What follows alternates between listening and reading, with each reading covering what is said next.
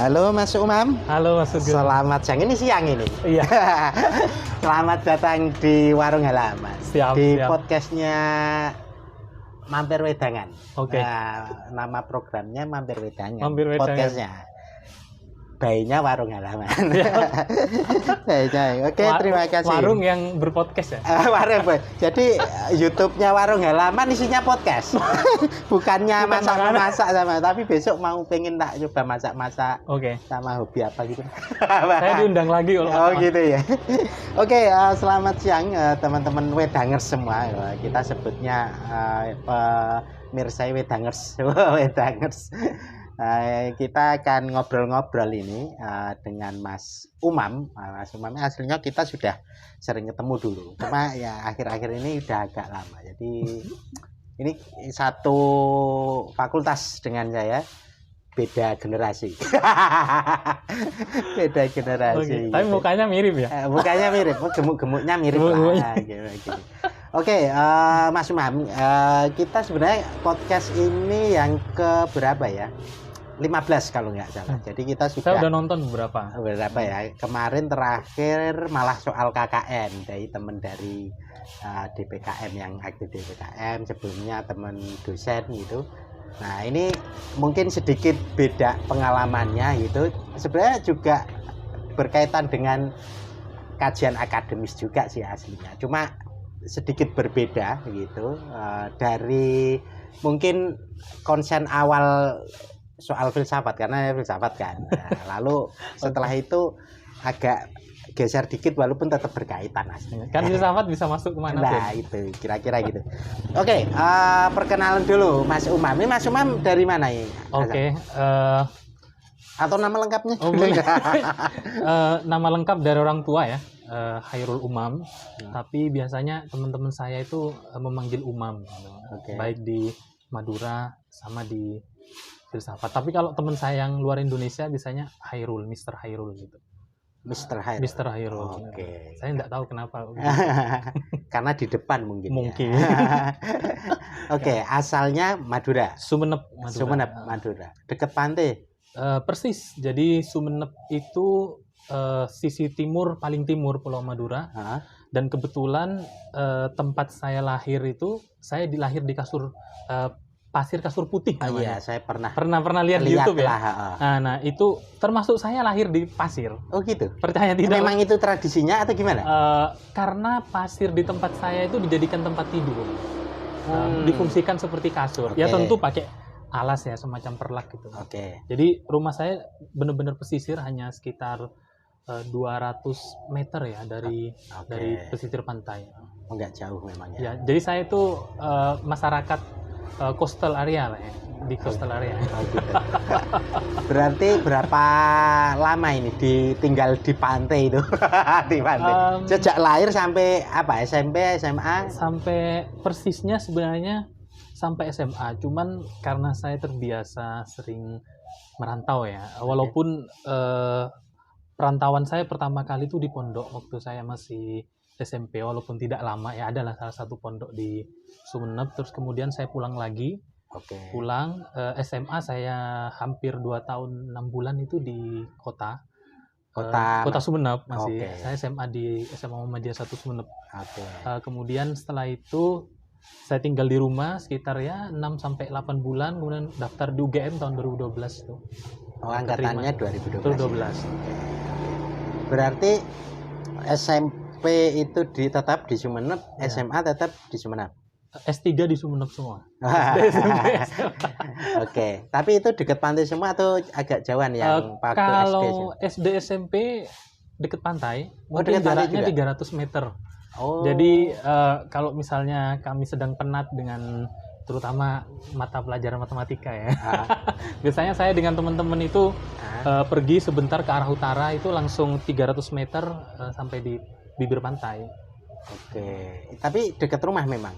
Memang dekat. Oh, berarti nggak asrama ya? Tidak. Jadi maksudnya waktu SMP tetap bolak-balik rumah, SMA juga bolak-balik. Iya, hanya SMP itu saya 1 tahun itu di pondok ya. Di pondok. Cuman setelah itu 2 tahunnya pulang pergi di rumah. Oke. karena kita ngobrolin deket pantai, nanti kita mungkin sedikit banyak akan lebih banyak soal berkaitan dengan itu ya. Boleh, kira-kira boleh, ya. boleh. Karena istilahnya memang anak pantai lah. Anak pantai. Iya, iya. Oke. Lalu setelah itu ke ke Jogja. Ke Jogja. Kok waktu itu milih Jogja itu gimana ceritanya? Ya, saya tidak tahu ya persisnya, tapi waktu itu saya ingat betul kelas 3 itu waktu menuju menunggu hasil ujian nasional diterima itu kan seleksi. Kalau dulu saya SMPTN undangan. Oke. Itu kan sudah mulai ada sebelum pengumuman kelulusan kan sudah mulai diumumkan. Nah, saya daftar waktu itu, saya diskusi dengan salah satu guru saya. Saya kebingungan nih mau ngambil jurusan apa gitu. Tapi saya sampaikan bahwa saya punya ketertarikan yang agak kuat nih, concern pada isu politik dan sosial gitu.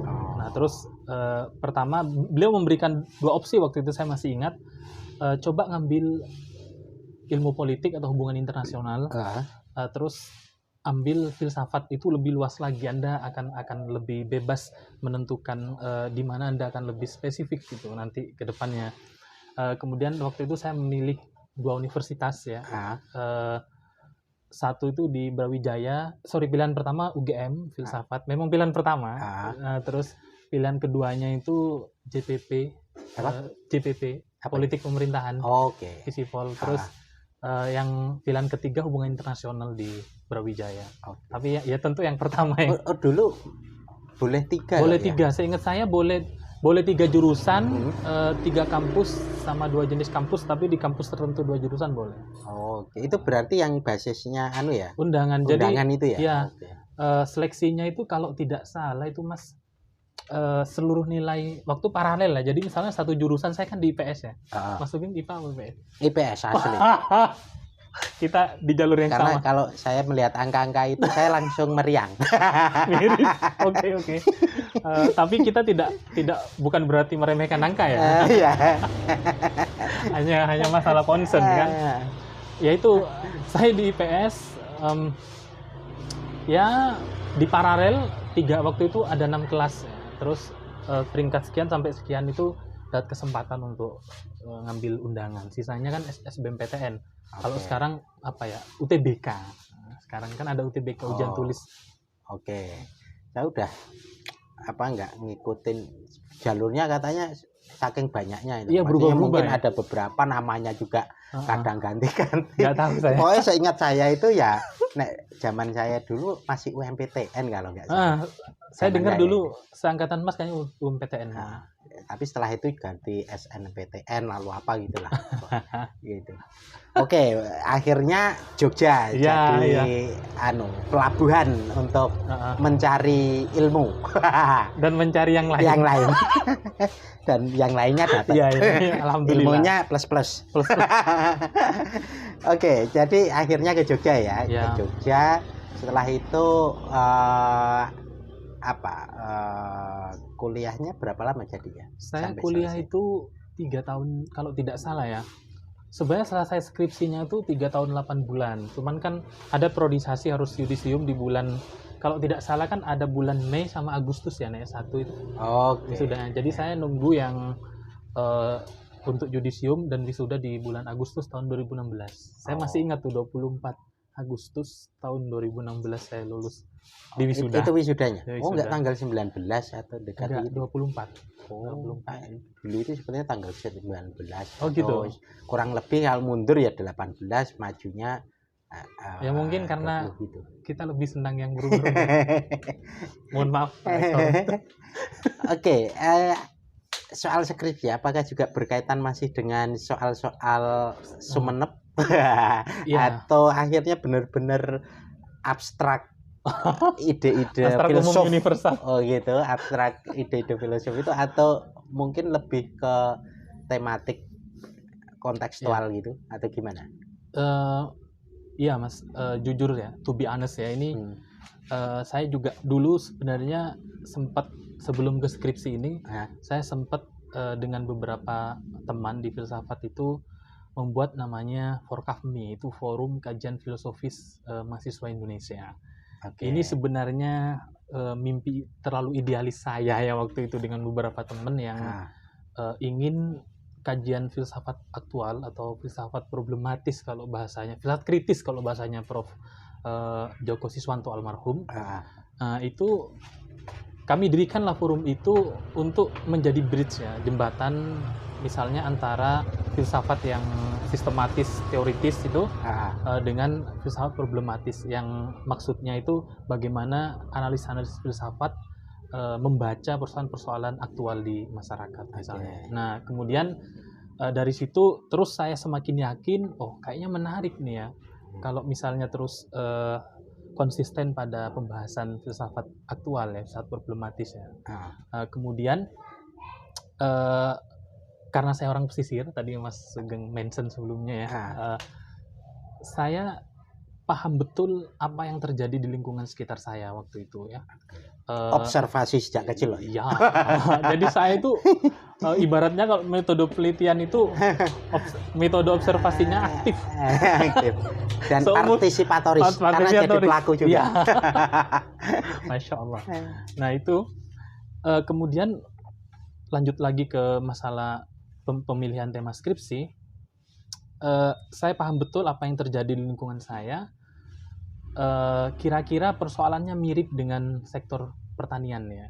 Kita mungkin dalam kasat mata secara commonly ya melihat sekarang orang yang punya interest terhadap sektor pertanian kan mulai decrease tuh ya, dan itu dramatically sifatnya. Maksudnya kok tiba-tiba angka peminat ke pertanian dan perikanan itu kok drastis turun ya misalnya. Tapi tidak hanya itu sebenarnya, itu kan data yang saya baca di rilis pemerintah ya atau mungkin BPS semacam itu. Tapi yang saya amati langsung, saya melihat petani atau nelayan ya, khususnya di tempat saya itu seperti tersandra ekonominya ya. Maksudnya apa? Saya ingin menyampaikan dua hal. Pertama itu ketika musim panen itu biasanya musim kemarau ya. Ikan kan banyak tuh. Itu malah pas musim kemarau itu ikan banyak. Ikan banyak karena angin kan tidak terlalu mengganggu proses melaut kan. Di tempat saya karena masih tradisional model Mas penangkapan ikannya, kapalnya. Nah itu ketika mereka mendapatkan hasil yang banyak, harga yang mereka peroleh dari proses penjualan itu rendah sekali gitu. Rendah sekali. Tapi ketika mereka dalam posisi sedikit hasilnya ya kan, atau kayak musim hujan, itu justru mahal gitu kan. Ya itu saya paham, itu teori ekonomi ya, semakin banyak barang.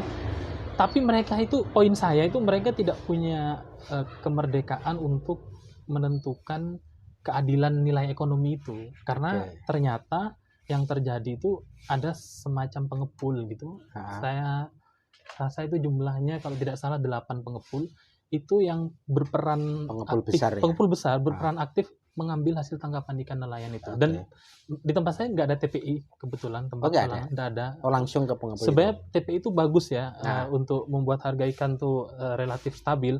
Cuman tempat saya nggak ada kebetulan. Jadi harga itu ditentukan oleh kelompok 8 itu ya, 8 konsorsium. Ya gitu. Dan ya mereka aja kadang yang membuat saya agak miris itu ya, harga ikan itu misalnya nih ya, nelayan masih di tengah pantai ya, masih katakanlah 10 mil masih melaut ya, 10 mil dari pesisir pantai menuju ke pesisir, sudah selesai menangkap, terus kan sudah bisa komunikasi, ini saya dapat sekian, dia belum nyampe ikannya, belum diturunkan, harga sudah ditentukan sama tengkulak itu. Gitu. Iya, jadi ya kalau boleh saya bahasakan secara modern ya, benar-benar dan nggak ada pasar pilihan bebas, tidak ada pilihan. Itu betul. Mereka tidak punya kapasitas atau ability untuk misalnya membuat nilai tambah dengan mengolah ikan itu mungkin jadi semacam teri yang lebih awet atau jadi kerupuk atau apalah dan sebagainya yang sifatnya itu produk industri atau home industri misalnya itu tidak ya benar-benar ikan mentah gitu. Nah itu membuat saya itu, wah ini kayaknya menarik ya kalau saya menggunakan misalnya kayak epistemologi, aksiologi untuk membaca fenomena itu gitu loh. Walaupun mungkin tidak fokus pada satu tokoh secara mendalam ya. Tapi saya mencoba untuk mengambil keyword dari bagaimana sebuah pertanyaan-pertanyaan epistemologis tuh dimunculkan gitu. Misalnya apa hambatan yang membuat mereka misalnya kesulitan menangkap ikan misalnya karena butuh musim-musim tertentu gitu misalnya. Padahal sebenarnya bisa ditambah waktu tangkapnya misalnya, tidak harus di waktu tertentu.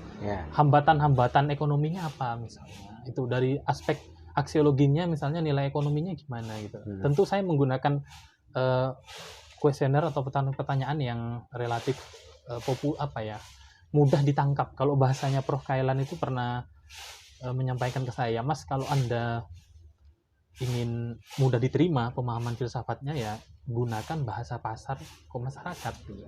Jadi kontekstualisasi objeknya itu apa? Lalu gini, lebih sedikit meneruskan pertanyaan tadi.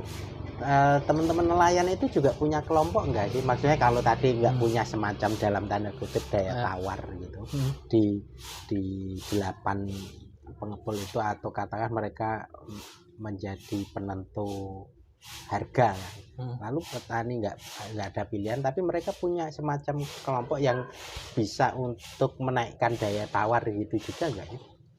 Atau misalkan ada, apakah itu punya fungsi atau sekedar nama aja atau gimana? Kalau saya tanyakan ya ke sumber primer saya, kan saya wawancara langsung, itu sempat ada, tapi itu cenderung hanya digunakan untuk mengakses bantuan dari dinas perikanan misalnya, karena kan sistem alokasi bantuan dari pemerintah daerah terutama dinas perikanan itu kan harus atas nama kelompok. Jadi tidak bisa perorangan itu. Nah, itu kan misalnya bantuan jaring, spare part mesin dan lain sebagainya, atau alat tangkap yang lebih modern. Itu yang terjadi, tapi tidak aktif sampai kepada kayak koperasi. Yang mungkin mereka sampai menugaskan timnya tertentu untuk cari pasar di Jawa misalnya, di Surabaya. Itu tidak sampai ke situ. Jadi itu hanya berfungsi untuk itu dapat akses bantuan. Itu aja. Istilahnya untuk menaikkan daya tawar itu belum dalam konteks negosiasi harga macam-macam. Ya ini ya mohon maaf ya untuk Pemkab Sumeneb terutama. Ini saya menyampaikan data di lapangan bahwa memang ketika saya tanya bagaimana faktor eksternal itu berperan, ya misalnya ya government ya, karena mereka policy maker kan. Ya nggak enak jawabnya, tapi sebagai kan peneliti itu harus jujur ya. Salah boleh, tapi harus jujur.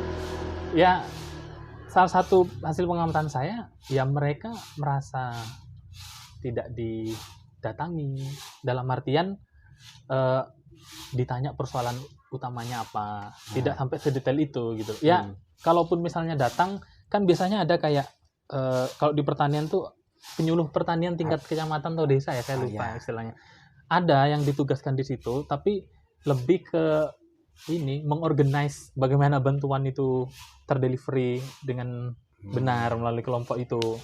Nah, tapi tidak pada konteks misalnya bagaimana mengimprove skill atau kemampuan nelayan itu agar punya daya tawar ekonomi misalnya dengan produknya misalnya dan lain sebagainya, tidak sampai ke situ.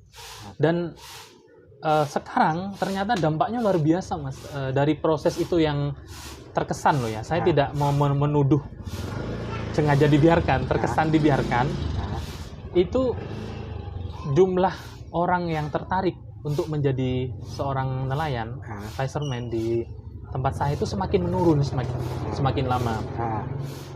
Saya pikir itu fenomena hanya di tempat saya awalnya loh ya. Tapi kemudian saya kan penasaran tuh, ini apa yang terjadi di pesisir utara Jawa, misalnya kayak di Kendal, di Gresik gitu. Terus ada temen saya beberapa di sana, termasuk temen juga dosen di filsafat, ada orang Gresik namanya, tidak perlu saya sebutkan namanya. Saya tanya apa yang terjadi, saya sama. Jadi tren penurunan orang yang punya interested terhadap dunia pekerjaan sebagai nelayan itu memang semakin turun. Dan setelah saya lihat di hasil sensus pertanian itu kan sensus 10 tahunan ya, Mas. Oke. Terakhir itu tahun 2013, tapi 2018 tuh ada prasensus menuju 2023. Nah, hasilnya itu nelayan kita tuh hampir kurangnya 50%, Mas. Dari kisaran 1.569.000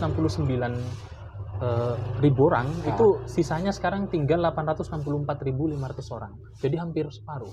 Oke. Itu saya tidak tahu apa yang terjadi selanjutnya ya 5 tahun setelahnya. Jadi ternyata pola sistem pemasaran di sektor nelayan, misalnya di sektor perikanan, terutama untuk ini ya, rumah tangga usaha perikanan yang tradisional masih, yang bukan based on kayak badan hukum perusahaan, itu relatif memang semakin turun trennya. Nah, itu kan, wah kenapa begitu gitu kan?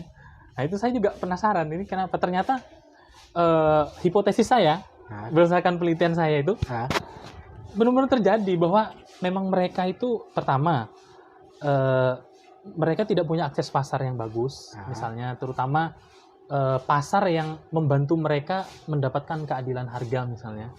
Nah, ini kok agak jadi serius ya. Gak apa-apa, sekali serius. Nah iya itu satu itu. Yang kedua, mereka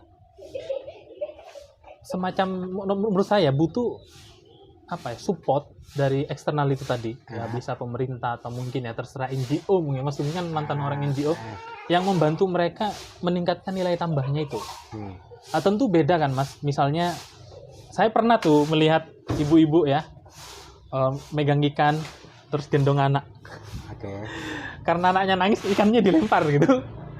Itu kan sudah bisa membuat kualitas ikan itu berubah ya. Walaupun katakanlah akses pasarnya dia diperbaiki, tapi kalau kualitas ikannya juga tidak baik, itu kan harganya tetap akan berbeda. Jangan-jangan malah bahkan ditolak ya.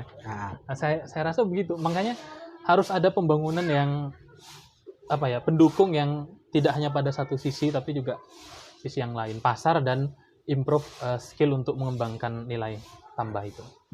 Dulu judulnya apa ini skripsinya? Skripsi saya itu judulnya ya, ini sebenarnya agak berani kalau kata pembimbing saya, guru saya, Dr. Rizal Mustansir. Itu ya saya anggap guru lah di filsafat.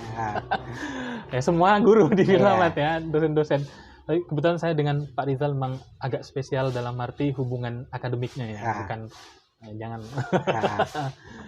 Ya, tapi beliau mendukung waktu itu untuk membahas tentang filsafat maritim. Itu belum ada, Mas. Ya, mungkin bagi teman-teman yang serius belajar filsafat, itu ngopo ya. Iya kan? Tapi saya menyadari bahwa tulisan saya itu memang belum sepenuhnya baik ya. Saya memang punya niat ke depan mau saya kembangkan. Intinya judulnya itu ini, pembangunan ekonomi masyarakat pesisir, tapi perspektifnya itu filsafat maritim. Saya sengaja tidak mention tokoh tertentu, tapi saya jujur mengatakan bahwa ini sebenarnya analisis filosofis dari 3 cabang filsafat utama tadi yang saya mention itu. Jadi bagaimana saya berusaha menyederhanakan keyword-keyword pertanyaan dari analisis aksiologi itu bagaimana. Kan tentu kita sebagai researcher ya ingin mendapatkan jawaban.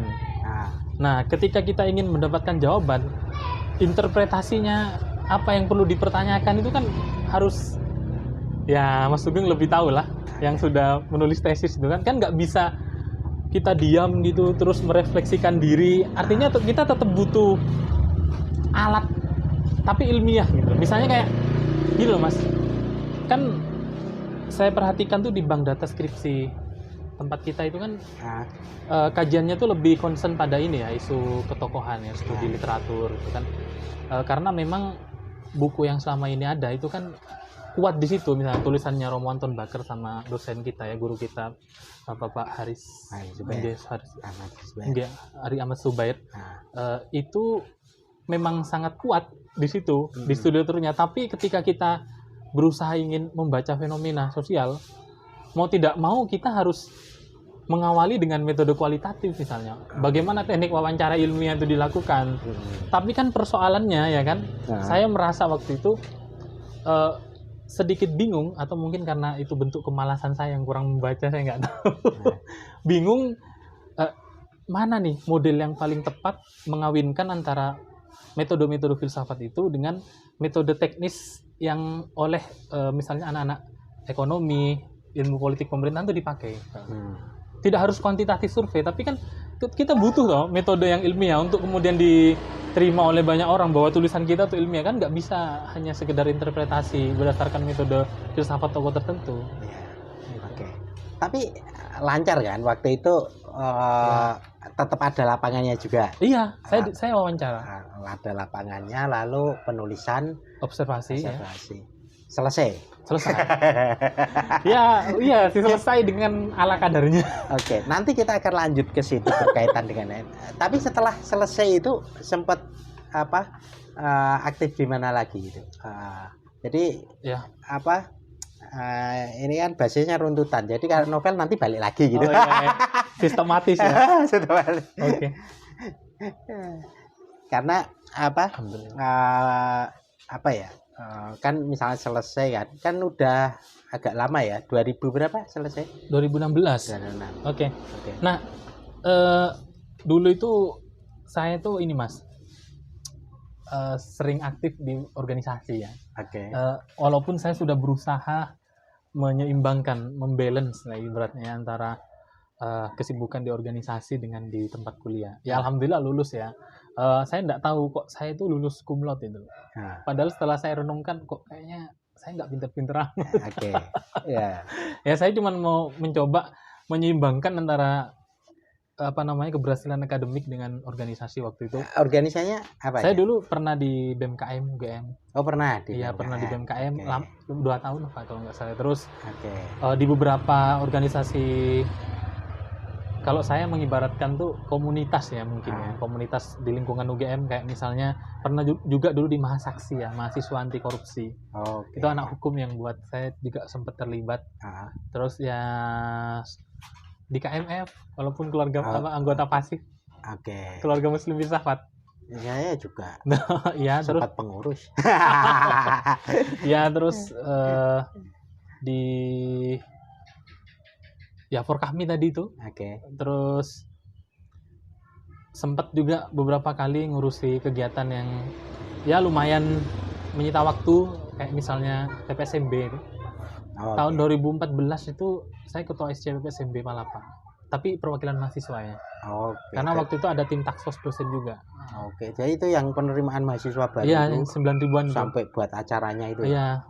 Waktu itu dengan teman-teman ya mencoba mendevelop kesan-kesan yang sifatnya empiris gitu, tapi memberi kesan nilai-nilai persatuan. Ya waktu itu sempat kan melihat gambar Garuda itu yang ada videonya itu ya. Ada videonya. Itu pas zamannya sampean itu. Ya pas Garuda Pancasila pertama saya itu. Ya waktu itu ya memang tuh karya bersama ya, teman-teman semua. Saya hanya provokator. Mungkin bisa dibilang. Nanti itu buat judul ya, pemancing. Ya bisa.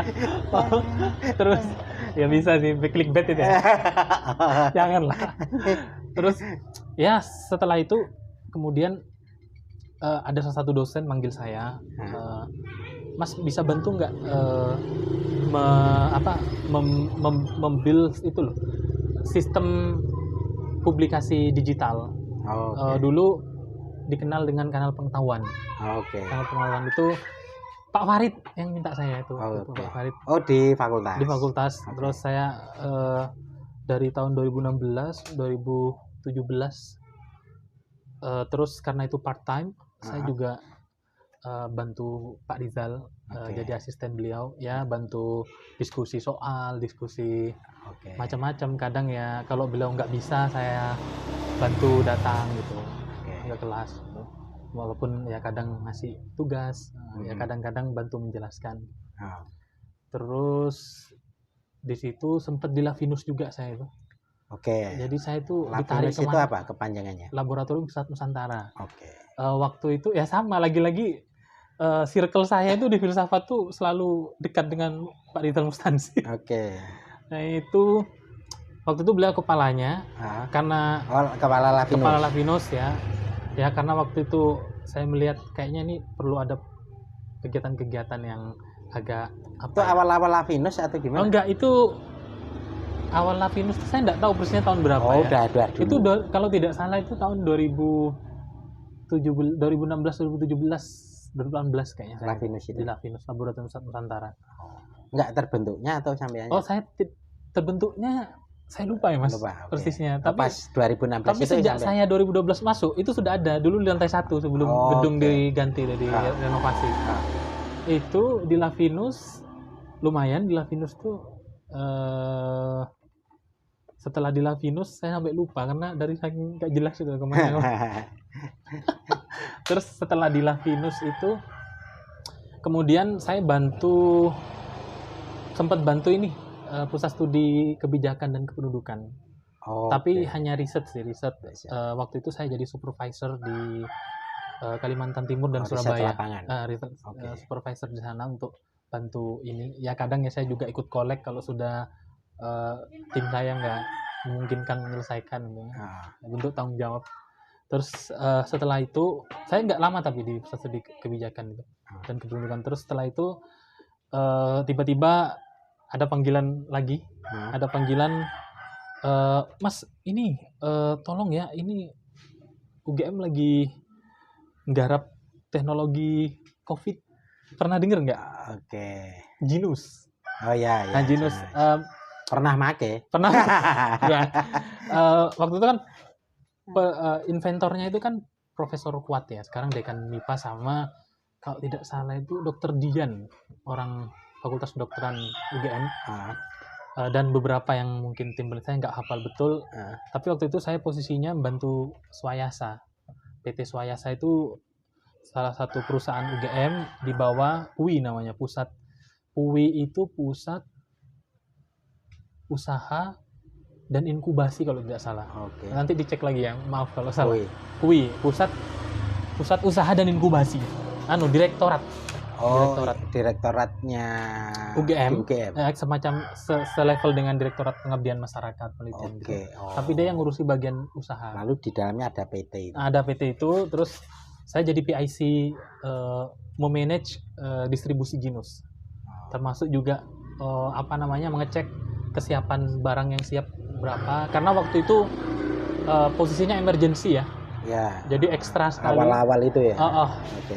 Jadi walaupun itu sebenarnya tidak di bidang saya teknologi, tapi karena emergency ya udah saya sanggupi aja atas dasar kemanusiaan.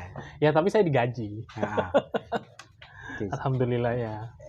Istilah UGM yang produksi Genus waktu itu yang salah satu perusahaan. yang ngurusi. Tapi itu Mas kerjasama dengan beberapa konsorsium perusahaan.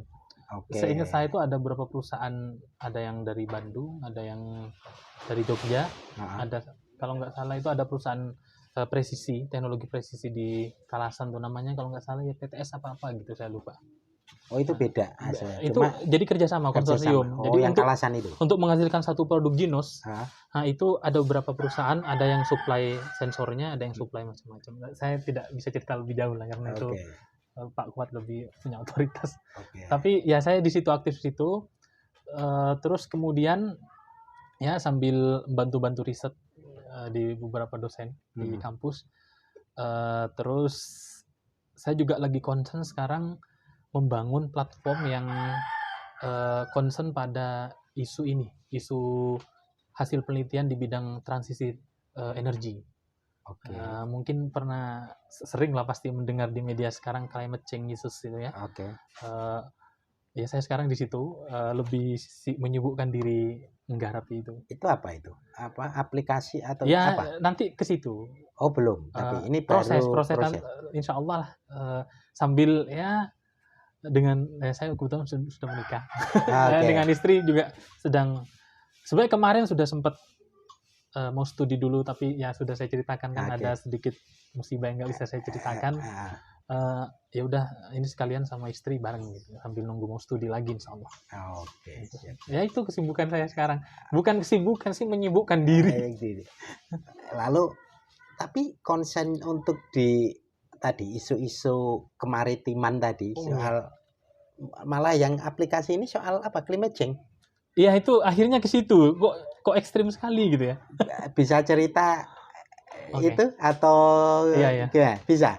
Ya Atau coba. itu juga soal ada pengaruhnya soal pada Ya akhirnya ke laut karena gitu ya. itu kan mungkin bisa aja berkaitan. Mhm. Bisa jadi saya kurang tahu itu. Lalu apakah lebih ke polisinya atau lebih ke apanya gitu? Ya. Kalau studinya saya itu memang sekarang lebih concern ke ini Mas, studi kebijakan publik.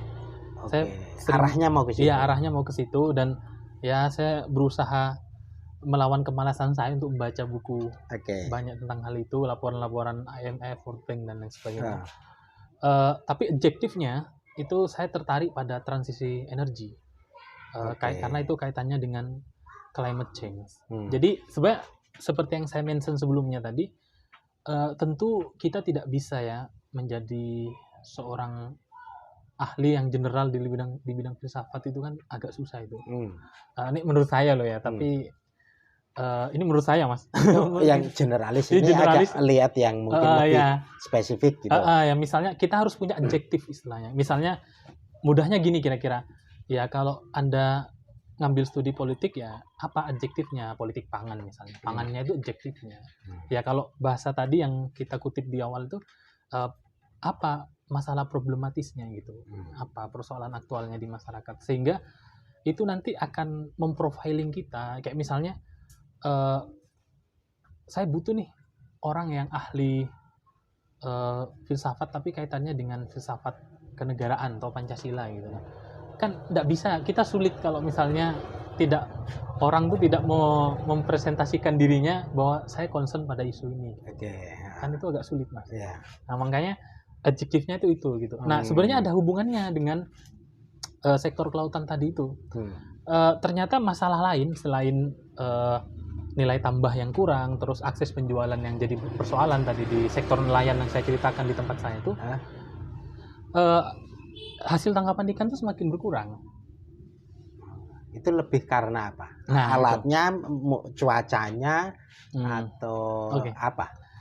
Sementara ini baru dugaan ya. Hipotesis. Ya, hipotesis ya. Tentu dugaan saya ini saya dasarkan pada beberapa jurnal dan artikel ilmiah yang sudah saya baca ya, terutama kaitannya dengan apa sebenarnya dampak keterkaitan dari climate change itu dampaknya terhadap banyak sektor itu apa gitu. Jadi gini Mas, dulu sebelum revolusi industri ya, sebelum revolusi industri itu keteraturan alam kita ini kan balance ya, artinya ketika karbon itu dilepaskan ke atmosfer itu kan, maka ditangkap oleh lautan, maka secara persis kemudian dia akan mengeluarkan juga karbon itu ke atmosfer kita, kemudian juga akan ditangkap oleh proses fotosintesis tanaman kita. Itu ketika kondisinya normal, tanaman masih banyak ya kan, terus karbon tuh masih tersimpan, jadi endapan organik yang sekarang kita kenal dengan batu bara. Nah itu, tapi lama-lama ketika masuk tahun kalau tidak salah 1760 sampai 1840 ya kalau nggak salah, itu fase revolusi industri yang dimulai di Inggris kemudian menyebar ke Eropa Barat, ke Amerika sama ke Jepang ya. Itu kan dari teknologi, dari ekonomi agriculture ya, ekonomi pertanian ke ekonomi kerajinan, itu kan beralih menjadi ekonomi mesin yang diawali dengan tekstil kalau nggak salah itu. Kita baca reportnya itu sejarahnya. Nah dari situ kemudian terjadilah proses pembakaran fosil dan ya tentu deforestation ya itu tidak bisa dihindari karena batu bara itu kan ada di banyak hutan ya, belum lagi yang memang sengaja dibakar untuk mengalih fungsi lahan misalnya. Jadi itu tadi yang saya mention, dia yang awalnya di bawah gitu kan, dikeruk jadi naik kan, kelepas. Nah ketika dilepas kemudian dia akan banyak diserap oleh lautan. Ini saya sederhanakan aja ya karena ini penontonnya kan beragam ya. Ketika dia diserap oleh lautan itu kan ada banyak macam, ada alga, ada rumput laut, ada plankton, ada karang, macam-macam. Dia kan punya fungsi menyerap CO2, menyimpan, tapi juga bisa melepaskan. Tapi kadar serapan CO2 yang berlebihan ke lautan itu tuh akan menyebabkan proses pengasaman yang lebih cepat, Mas. Jadi Oh. karbon yang terlalu banyak ke lautan itu tidak baik. Kenapa? Karena ketika pH laut itu naik, maka yang terjadi nanti hewan-hewan yang butuh ion karbonat yang kayak semacam pengapuran tuh, kayak karang, terus cangkang yang seafood yang sering kita makan itu banyak kan, udang, kerang misalnya. Itu nanti akan mengganggu proses itu. Jadi akan banyak hewan-hewan yang terutama untuk butuh zat kimia itu, dari proses kimia itu nanti dia akan, kalau semakin asam dia akan kekurangan ion karbonatnya itu, nanti akan mempengaruhi dia akan terhambat pertumbuhannya. Tentu dampaknya apa? Ya jelas dampaknya ke kepunahan paling buruk misalnya. Terus angka produktivitas, dan jelas akan mengancam resources kita di sektor lautan. Nah, jadi itu satu persoalan, tapi ada persoalan lain lagi yang ini seperti lingkungan tuh seperti dihantam dari berbagai sektor itu loh, Mas. Jadi dirusak dari berbagai sisi. Ini tadi CO2 ya. Kalau kita sekarang mengenalnya di dunia itu di ekuivalenkan jadi CO2e, termasuk metana itu diekuivalenkan. Nah, dari sektor kelautan sendiri itu ya mohon maaf ya, ada kebiasaan masyarakat itu membuang sampah ke laut. Jadi plastik terutama ya yang sangat berbahaya. Nah, ketika sampah itu menutupi karang, menutupi ekosistem laut, itu akan menghambat proses matahari masuk. Dan itu akan membuat dia memutih, rusak. Artinya apa? Ikan kan tidak akan bisa hidup di situ, dia akan lari. Nah, cerita lain lagi, peneliti dari Uppsala University itu di Sweden, itu kalau nggak salah namanya ikan pers dia risetnya, saya lupa persis risetnya siapa, tapi dia meneliti bahwa ikan yang hidup di area plankton hidup di area mikroplastik yang sangat banyak, dia itu relatif punya tingkat penetasan telurnya itu yang biasanya mungkin sekali menetas 1.000 2.000 itu kekuatannya berkurang, mungkin bisa hanya 500 gitu. Menurun kalau dia gitu. Dan dia memang ternyata dari penelitian itu lebih suka makan mikroplastik daripada plankton alami yang memang jadi makanan alami mereka di laut itu yang terjadi. Jadi sama lagi kan di lautan tuh ada ikan predator ya, yang dia juga bisa memangsa. Nah, ternyata ikan yang banyak mengonsumsi mikroplastik, dia itu punya daya respon yang lemah untuk menghindari predator. Begitu. Itu dari penelitian itu. Jadi ada korelasinya kan tadi antara memang sektor iklim yang punya pengaruh terhadap pengasaman laut, dan ini bahaya kalau dibiarkan terus-menerus, maka tidak menutup kemungkinan misalnya potensi laut kita akan habis karena pH tadi itu yang terlalu tinggi sama pembuangan sampah ke laut itu.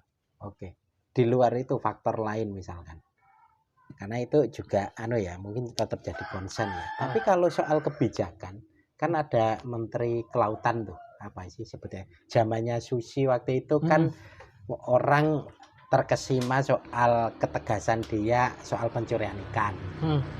Karena mungkin rebutan kan, yang nelayan kita pakainya kapal kecil misalkan, lalu juga nggak jauh-jauh banget, misalkan dia ini cakupannya nggak banyak, lalu ada kebijakan pencurian ikan benar dihalangi.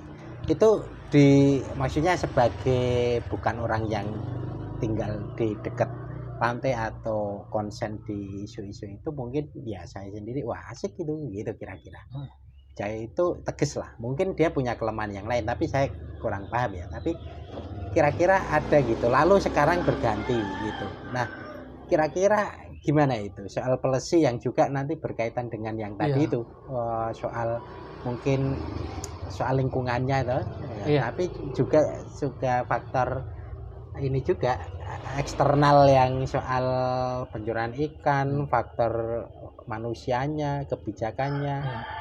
Gimana itu? Jadi mungkin agak melompat ke beberapa sektor ya, karena memang berkaitan. Iya, climate change itu memang berhubungan dengan banyak hal.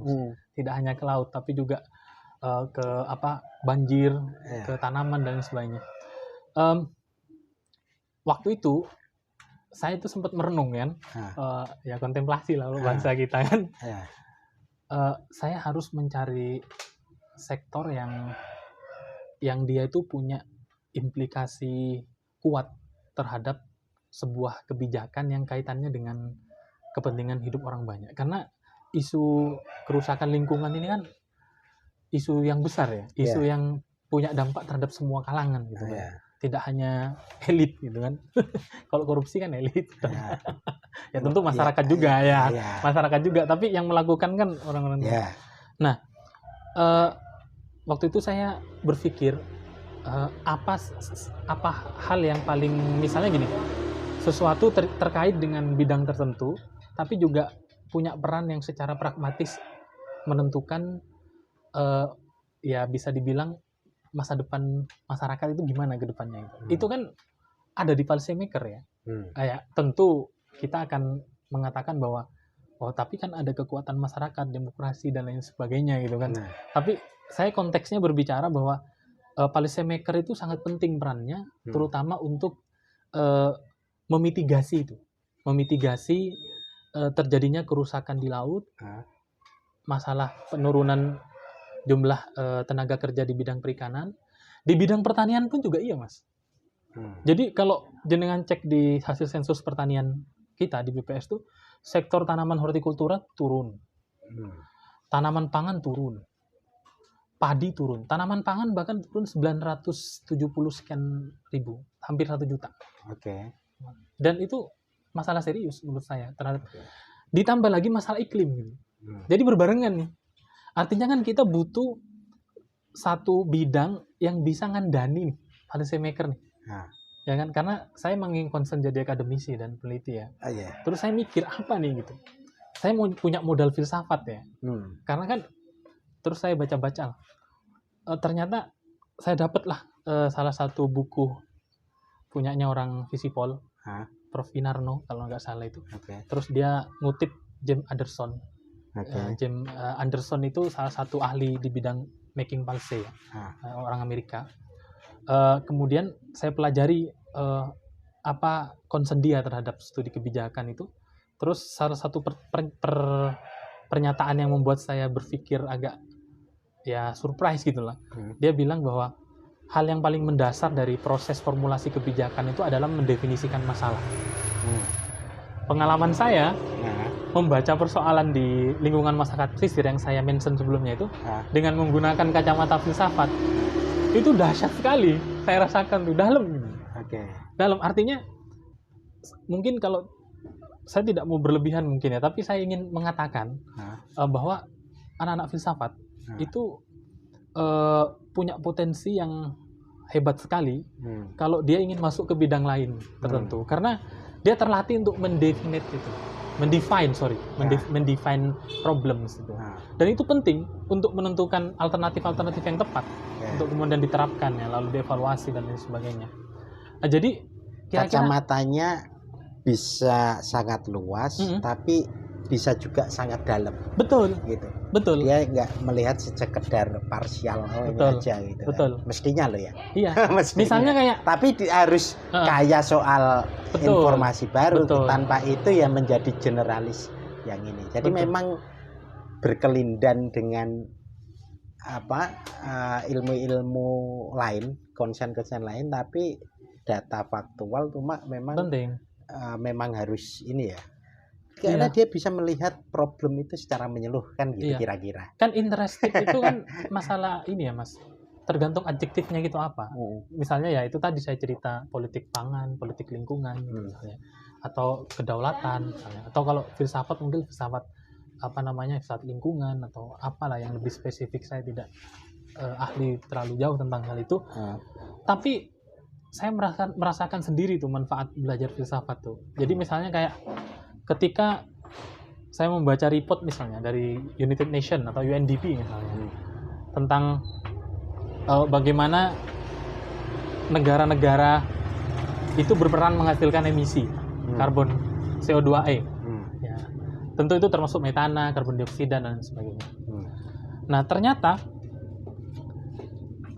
saya itu apa ya Mas, bukan skeptis sih, terlatih untuk sudah mempersiapkan sangkalan dulu. Misalnya kayak mereka bilang bahwa ini problem bersama gitu, yang harus kita tangani bersama, negara semua harus berperan, karena iklim kan tidak bisa satu negara, itu lintas negara. Oke. Karena apa yang terjadi di Cina, kalau mereka ngebom CO2 terlalu banyak juga berdampak ke kita dan negara sekitarnya. Nah, balik lagi ke situ, tapi di situ ada narasi misalnya cenderung bahwa kita harus membantu negara berkembang membangun renewable energy bersih. Terus saya bertanya, loh terus negara maju gimana? Kan kayak gitu-gitu. Kayak misalnya kita sekarang dapat bantuan, kalau tidak salah itu 311 triliun ya dari Amerika untuk ngembangin renewable energy kemarin G20 di Bali. Oke. Nah, 311 triliun kalau nggak salah. 20 miliar US dollar kalau nggak salah. Nanti dicek aja. Nah, itu untuk ngembangin ekonomi renewable energy bersih gitu kan. Nah, terus kemudian saya mikir ini harus fair, artinya jangan hanya diserahkan kepada negara-negara tertentu, karena misalnya 100 negara misalnya dia tuh hanya menyumbang emisi itu tidak besar, tapi justru ada 3 negara yang menyumbang 60% lebih. Ya misalnya Cina, Amerika, Uni Eropa misalnya. Ya kita lihat Jerman selama belakangan ini sangat getol ya untuk dan beberapa negara Uni Eropa ya. Tapi jangan hanya kemudian itu dilimpahkan kepada negara berkembang saja gitu loh. Jangan sampai misalnya mereka udah di industri maju duluan terus kita nggak boleh membangun industri gitu. Karena ini sulit, maksudnya gini kan. Misalnya lah ya, kita itu sekarang dituntut untuk bersaing secara ekonomi, tumbuh, tapi juga sambil lalu mentransisi energi. Coba bayangkan, itu sulitnya minta ampun loh. Bahkan Bu Sri Mulyani itu mengestimasi kita itu kan kita punya target tuh berdasarkan Paris Agreement itu ya, waktu konferensi iklim di sana. Target 2030 itu 45%, 2060 itu net zero, benar-benar bebas emisi. Kalau kita ikut agreement itu, maka kata Bu Sri Mulyani itu kita butuh dana sekitar 28.200 sekian triliun. Dari mana itu? APBN kita 3.000-an sekian. Wah, jadi kan gimana nih negara berkembang ditekan ini. Jadi saya filsafat membantu saya untuk liar berimajinasi, tapi bukan liar bernakal ya. Untuk mengulik hal-hal tertentu yang mencari celah bahwa ini harus fair nih gitu, nggak bisa begitu. Itu Sri Mulyani sempat bilang itu di podcastnya Gita Wirjawan soal kita dituntut bla bla bla oleh negara maju ini soal kalau saya intinya soal itulah lingkungan itu soal lingkungan ini. Tapi ya kok nuntut aja, kasih dong pendanaan gitu kira-kira. Ya, karena ini Mas itu. Ini mungkin juga semoga jadi perhatian ya. Menurut saya climate change ini harus didukung oleh semua kalangan ya, tidak hanya antar pemerintah tapi juga masyarakat harus ikut support dengan tindakan-tindakan yang ya tentu tidak unsustainable. Misalnya kalau kita misalnya pernah dengar teori chaos theory nggak? Itu teori kekacauan. Itu kan salah satu metafornya itu yang paling terkenal, sering dikutip orang itu kan butterfly effect. Bagaimana? Jadi sebenarnya butterfly effect ini kan yang pertama kali menarasikan, walaupun sebelumnya udah ada konsep itu, tapi yang secara lugas pertama kali menarasikan itu kan matematikawan MIT ya, tahun 1960-an. Kalau nggak salah namanya itu Edward Norton Lawrence, kalau nggak salah itu. Ya, tapi saya yakin Lawrence itu namanya. Nah, dia itu yang pertama kali menemukan bahwa hal-hal yang kecil pada proses awal, atau kalau kita kan biasa selama ini deterministik ya, determinism. Jadi apa yang terjadi sekarang adalah konsekuensi matematis atau konsekuensi tertentu dari yang sebelumnya. Tapi menurut dia ternyata proses awal, karena dia itu sensitivitas terhadap awal itu, titik itu dimulai, kalau dia itu perhitungannya keliru sedikit saja, maka dampaknya itu akan melebar sangat jauh kemana-mana. Dia kan melakukan itu pertama kali ketika membuat sebuah program tentang perhitungan udara untuk memprediksi cuaca waktu itu. Nah, hubungannya dengan iklim ini penting. Jadi misalnya gini, saya bayangkan Mas, kalau misalnya setiap orang di pesisir yang jumlahnya itu menurut BPS itu sekarang orang tinggal di sekitar pesisir itu 182 juta, 187,2 juta orang. Itu tinggal di sekitar pesisir. Ya, atau minimal dekat dengan pesisir. Kalau per satu orang itu, atau katakanlah per 2 orang itu membuang 1 lembar plastik satu hari secara bersamaan, itu baru di Indonesia loh. Oh, itu baru Indonesia. Baru di Indonesia. Kalau misalnya membuang bersamaan 187,2 juta orang itu, apa yang terjadi di lautan? Dan itu sudah terjadi lama. Dan mereka juga sebenarnya akan jadi korban yang orang-orang pesisir terutama. Mas pernah sering kan di Semarang lihat misalnya banjir rob. Bahkan data terakhir tuh 2050 itu ada sekitar 23 juta orang Indonesia itu terancam akan mengalami bencana tahunan. Itu bencana tahunan banjir rob. Termasuk rob ya? Iya, kalau itu di Pantura sudah mulai. Sudah, itu kayaknya tiap tahun juga. Itu prosesnya. Dan saya juga akan sampaikan datanya, misalnya kita ini kan punya karang tuh sangat kaya ya Mas. Bahkan diperhitungkan sama dunia.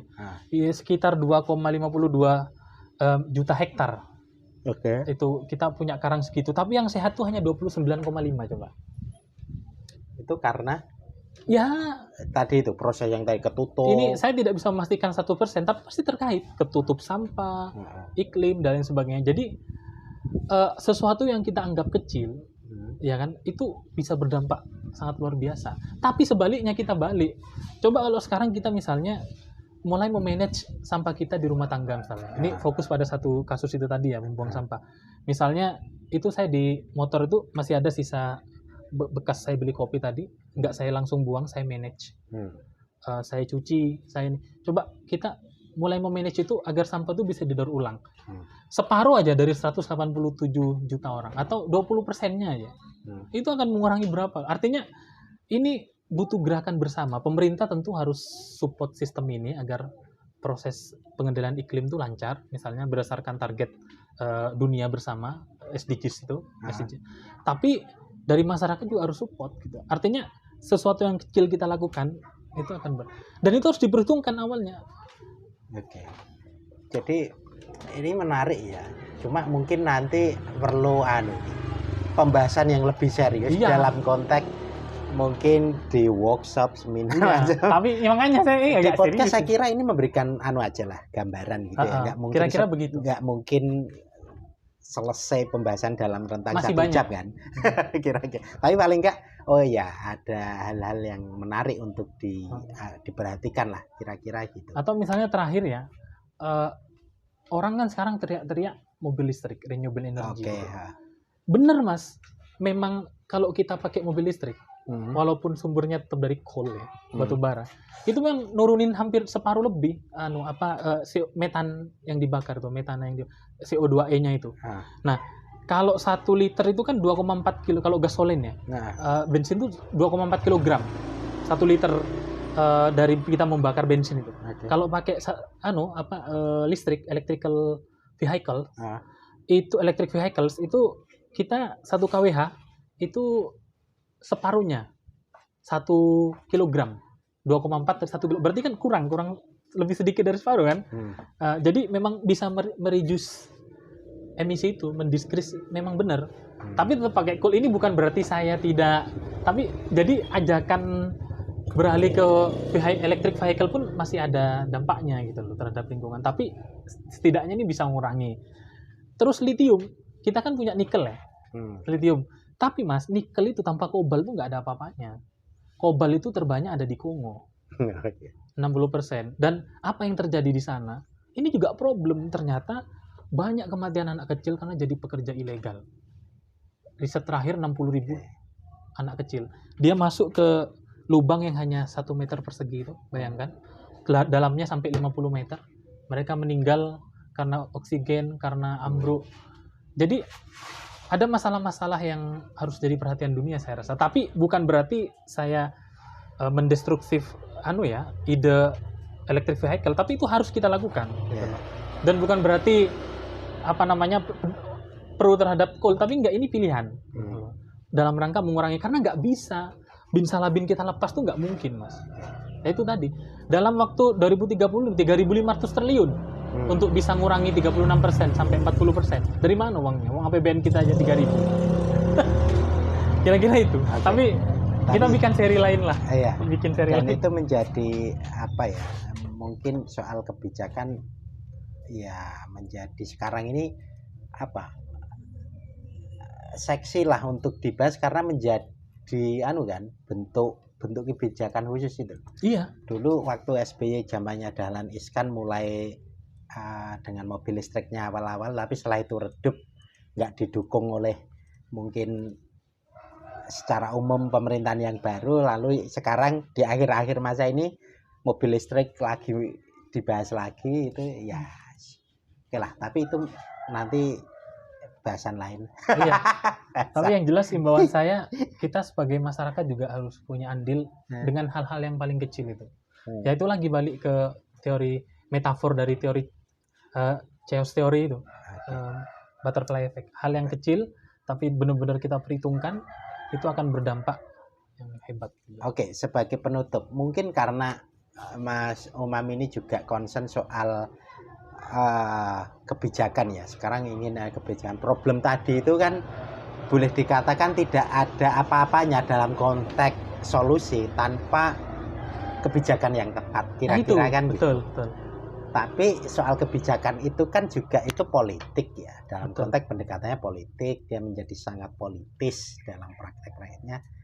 Ya agak problematik di banyak titik. Tapi oke lah. Mungkin dari pandangan soal kebijakan itu sendiri untuk mengatasi sekian banyak persoalan tadi itu, dari soal di sekitaran Sumeneb observasi sejak awal, lalu menjadi concern di soal risetnya, lalu berkaitan soal juga tadi perubahan iklim yang juga padahal ya juga ini berpengaruh juga soal kehidupan teman-teman di pesisir dan lain-lain. Itu gimana? Kebijakan itu secara pendekatan seperti apa, lalu yang ideal juga mestinya seperti apa sebagai penutup. Oke. Walaupun mungkin itu tetap menimbul pertanyaan baru, nggak apa-apa, nanti lain. Jadi memang ini ya, masalah iklim ini yang perlu dicatat bahwa masalah iklim ini sekarang menjadi masalah dunia. Makanya ada istilah, ada lembaga dari bagian dari PBB, IPCC namanya, itu intergovernmental. Jadi kerjasama antar pemerintah di bidang panel untuk climate change. Nah, ini momentum nih bahwa kesadaran dunia terkait perubahan iklim ini sudah meningkat, ya kan? Dan banyak akses untuk melakukan kerjasama, termasuk memperoleh pendanaan. Ini kesempatan gitu memperbaiki lingkungan. Cuman memang benar ketika masuk ke kepentingan nasional misalnya, ya bisa beda-beda. Karena ini kan masalah iklim ini kan sebenarnya masalah esensialnya itu kan bermula dari keserakahan manusia kan. Ya kan, entahlah itu bentuknya negara yang ingin jadi superpower dengan mengeksplorasi habis-habisan gitu kan. Kan itu kan konteksnya kan. Nah, tapi bagaimana menurut saya sekarang itu pemerintah itu bisa punya kepedulian lah untuk memikirkan ini hajat hidup orang banyak gitu. Dan saya selalu bilang ketika diajak diskusi atau diwawancara tentang masalah iklim, ini tuh bukan tentang kita, tapi tentang anak-anak kita, cucu-cucu kita gitu loh. Ya kalau misalnya egoisme di tingkat nasional, apalagi ya politik oligarki macam-macam itu kental gitu kan, pemerintah nggak berani menindak proses pengundulan hutan yang karena mungkin ya ya disensor. Ya begitulah. Ya saya rasa pemerintah harus mulai concern ke ini gitu. Walaupun tidak langsung plek sekali, tapi harus punya perhatian ke ini. Karena korbannya itu masyarakat di segala sektor, tidak hanya itu. Dan ingat Mas, kalau ini dibiarkan, mitigasinya akan semakin mahal ke depan, karena dampaknya akan kemana-mana. Salah satu yang sekarang terdekat itu, pernah dengar nggak banjir di Pakistan yang membuat orang meninggal sampai 1000-an itu? Saya rasa itu sih. Kita nanti seri lagi khusus perubahan iklim ini. Karena kompleks jadinya, mohon maaf ya saya menerangkannya itu kemana-kemana. Oke, nggak apa-apa. Karena ini memang bukan podcast ilmiah yang runtut ya. Iya, iya. Kita ngobrol santai tapi poin-poinnya dapat. Oh iya. Dan santainya juga Santai. dapat. Santai kayak dapat kira-kira gitu. Karena ini memang sudah 1 jam di kurang lebih kita podcastnya ya memang 1 jam lebih dikit kurang dikit. Kurang dikit. Terima kasih Mas Sugeng. Oke, makasih Mas Umam sharing-sharingnya. Jadi ini podcast yang beragam ini istilahnya memperkaya informasi lah banyak juga bagi kita semua kira-kira. Amin. Oke, jangan lupa nanti kalau lihat like, comment, and subscribe. Share juga. Oke. Mestinya kayak gitu itu di depan. Oke. Oke gitu ya. Makasih ya. Oke, thank you.